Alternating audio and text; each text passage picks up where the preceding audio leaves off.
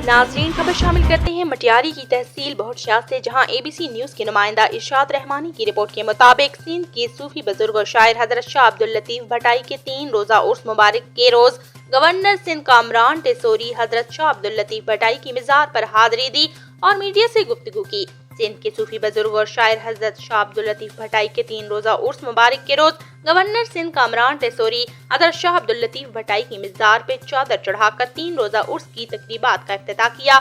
इनका कहना था कि पंजाब की तरह सिंध से कटौती करते रहते हैं। वजीर आजम वफाक भी सूबा के लिए कुछ मुख्तस करे ताकि आवाम को बुनियादी सहूलियात फराहम हो सकें। वफाक और सूबा के तमाम नुमाइंदगान मिलजुल कर वसाइल बरोकार लाकर सूबा की तरक्की के लिए काम करें। हम सब एक होकर मुत्तहिद होकर सूबा और मुल्क की तरक्की के ख्वाहिशमंद हैं।